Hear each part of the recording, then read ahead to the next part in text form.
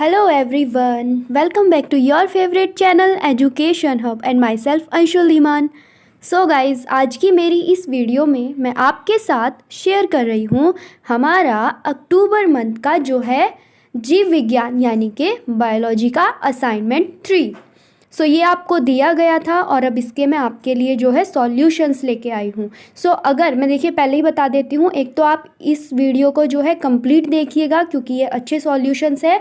और अगर आपको जो है मेरी इस वीडियो की या फिर मेरे चैनल पर प्रोवाइड कराई गई जो भी वीडियोस हैं उनमें से किसी भी एक का पीडीएफ चाहिए होता है तो आप मेरा इंस्टाग्राम अकाउंट है एजुहबिद अंशु के नेम से, आप वहाँ पे मुझे जाके सर्च कीजिए, वहाँ पर जाके आप मुझे फॉलो कीजिए और मुझे पर्सनली टेक्स्ट करके बताइए कि आपको मेरे जो है चैनल पे प्रोवाइड कराए गए किस कंटेंट की पीडीएफ चाहिए। वहाँ पर मैं आपको विदाउट एनी कॉस्ट जो है पीडीएफ प्रोवाइड कराती हूँ। बस आप अपनी इतनी ही कॉस्ट समझ लीजिएगा कि आप मुझे ऐसे ही अपना कंटिन्यू सपोर्ट देते रहें, जिससे कि मैं भी आपको ऐसे ही टाइम पर इम्पॉर्टेंट वीडियोस प्रोवाइड कराती रहूँ। अब हम स्टार्ट करते हैं हमारा फर्स्ट क्वेश्चन। डीएनए अणु को आरएनए की तुलना में अच्छा आनुवंशिक पदार्थ क्यों माना गया है? सबसे पहले तो मैं ही आपसे एक क्वेश्चन करती हूँ कि आप मुझे जल्दी से कमेंट बॉक्स में देखिए, जैसे आपका रैपिड फायर क्वेश्चन होता है या फिर बिग बी में खेलते हैं ना जिस तरीके से, तो इस तरीके से आप मुझे जल्दी से अभी डीएनए और आरएनए की फुल फॉर्म बताइए कमेंट बॉक्स में। देखते हैं किस किस को लर्न है और इससे आपको अपना जो है खुद भी अपना नॉलेज टेस्ट हो जाएगा। तो हमारा ये क्वेश्चन है, अब इसका जो हमारा आंसर है वो हम देखेंगे।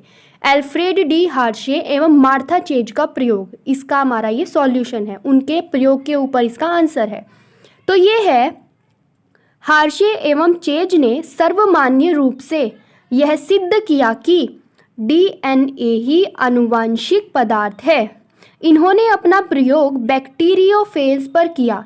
बैक्टीरियोफेज एक ऐसा विषाणु जानते हैं, वायरस को बोलते हैं, जो जीवाणुओं पर आक्रमण करता है। इन्होंने बैक्टीरियाफेज को लिया और एस्चेरिचिया कोली, जिसको ई कोली बोल देंगे हम शॉर्ट में, बैक्टीरिया को लिया। हर्शे एवं चेज ने जो है बैक्टीरिया का जो जीवन चक्र है ना, बैक्टीरिया का जो जीवन चक्र है, जैसा कि हम इमेज भी बनाते हैं, जो जीवन चक्र है ई कोली बैक्टीरिया के साथ, उस पर अपना अध्ययन किया। बैक्टीरियाफेज एक वायरस है, इसलिए इसको अपना जनन करने के लिए, अपनी संख्या बढ़ाने के लिए किसी सजीव की ज़रूरत होगी और वह यूज़ करता है। ई कोली बैक्टीरिया को, चूंकि बैक्टीरिया है, अब वो तो भाई बैक्टीरिया है और बैक्टीरिया में कोई न्यूक्लियस नहीं पाया जाता, ये आप भी जानते हैं। इसके साइटोप्लाज्म जो होते हैं में ही इसका क्रोमोसोम बिखरा हुआ होता है। ये बैक्टीरिया का डीएनए डीऑक्सीराइबोस न्यूक्लिक एसिड, सो आप मैच कर लीजिए अगर आपने इसकी सही स्पेलिंग बताई है।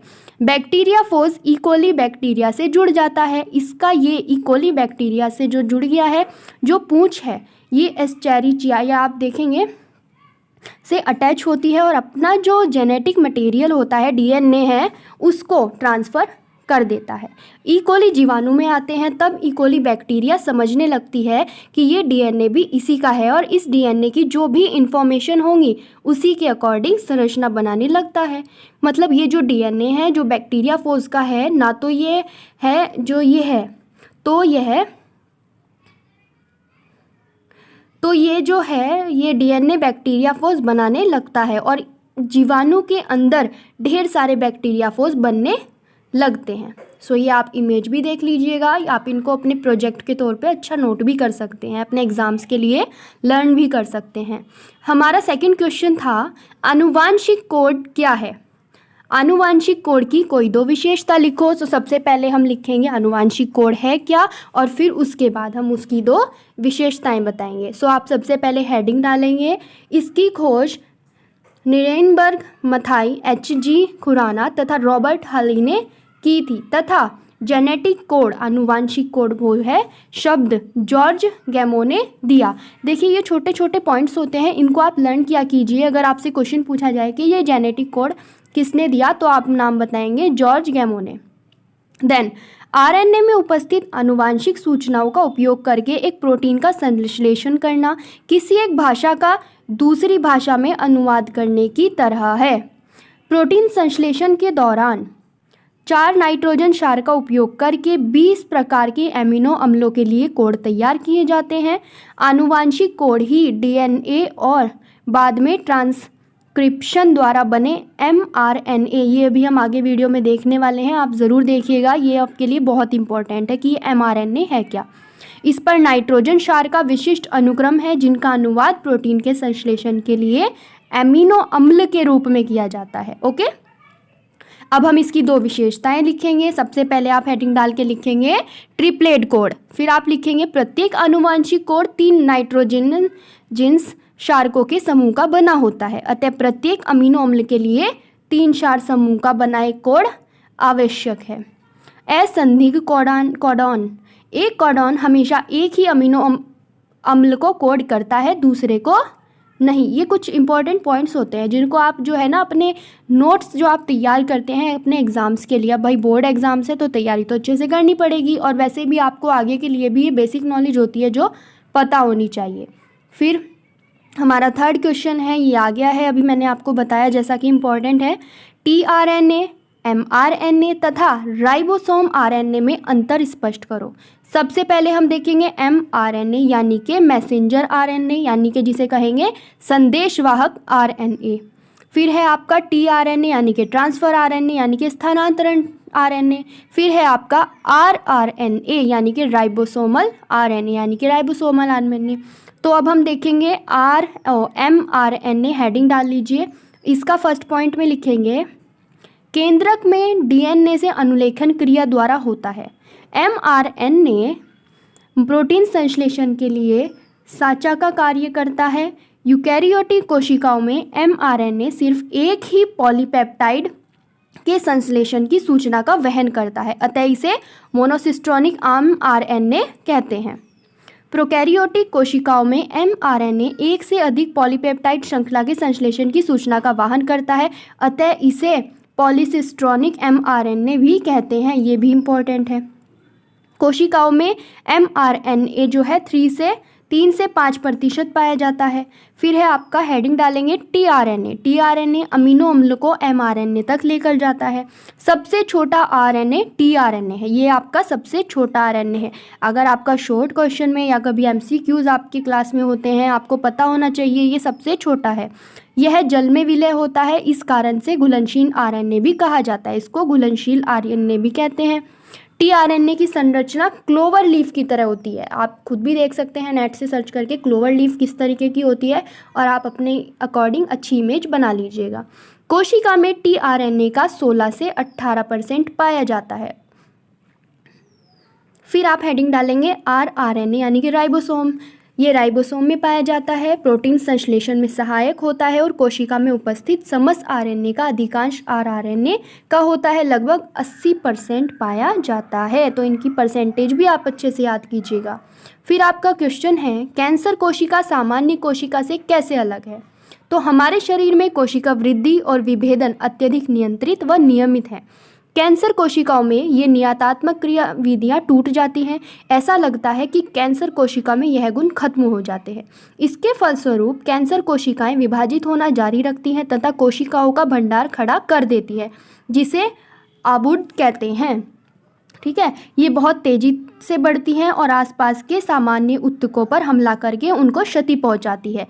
ऐसे अबुर्दों से उतरी हुई जो कोशिकाएं होती हैं रक्त द्वारा दूर दलाज स्थलों पर पहुंच जाती है और जहां भी खो जाती है नए अर्बुद बनाती है। इसे मेटास्टेटिस कहते हैं। क्या कहते हैं? मेटास्टेटिस।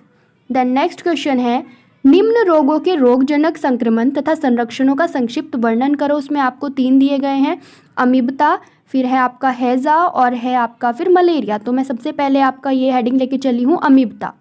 तो हम देखेंगे अमीबियासिस यानी कि एंटमीबा हिस्टोलेटिका द्वारा फैलने वाली एक बीमारी है। इसके द्वारा जो है एंटमीबा के ट्रोफोजॉइड बड़ी आंत की दीवार में प्रवेश करके हिस्टोलिटिक एंजाइम्स का स्रावन करते हैं। इसका लक्षण देखिए, अतिसार होना, श्लेष्म एवं रक्तयुक्त पेचिश होना।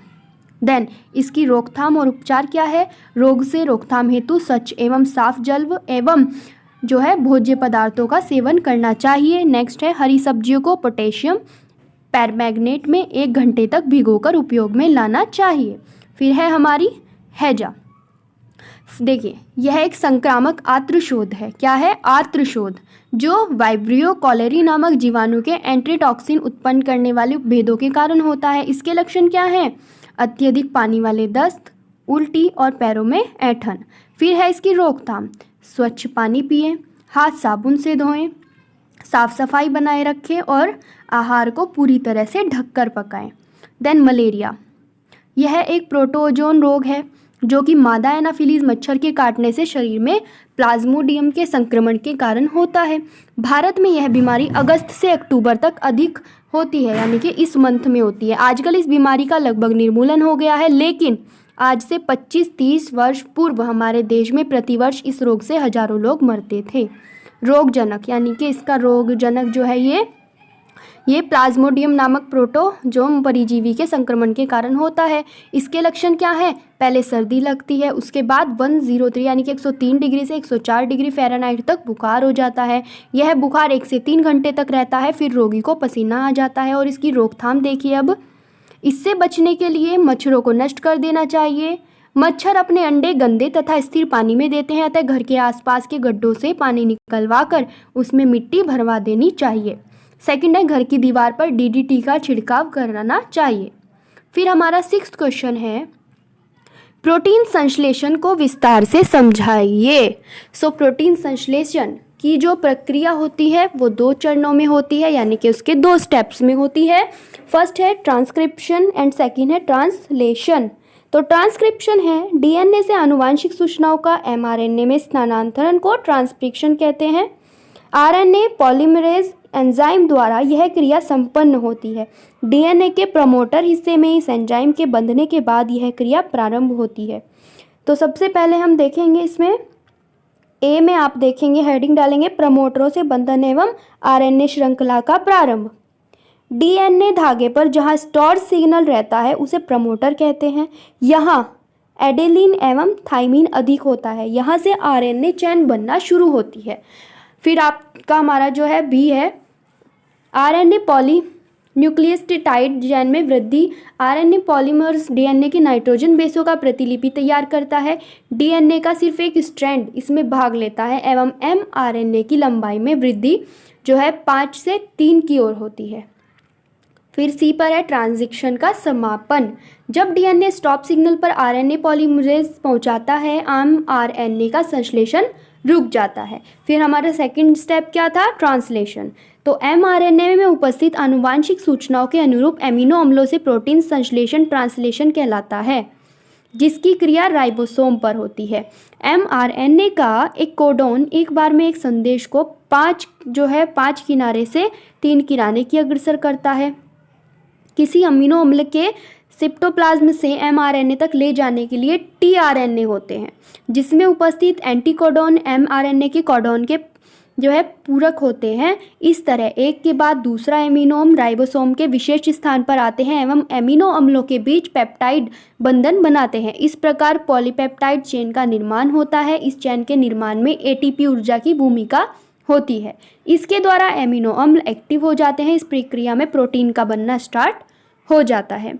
सो गाइज, ये थे हमारे सॉल्यूशंस। आई होप ये आपके लिए हेल्पफुल रहे हैं। अगर आपको मेरी वीडियो पसंद आई है so guys please please please hit the like button और चैनल को सब्सक्राइब करना बिल्कुल मत भूलिएगा। मुझे ऐसे ही सपोर्ट करते रहिए। और अगर आपको कुछ और टॉपिक चाहिए, किसी और क्लास का, किसी और कंपटीशन का, तो आप मुझे जल्दी से कमेंट बॉक्स में बता दीजिए। I am waiting for your response and for your valuable feedbacks. So आज के लिए इतना ही। Thank you so much.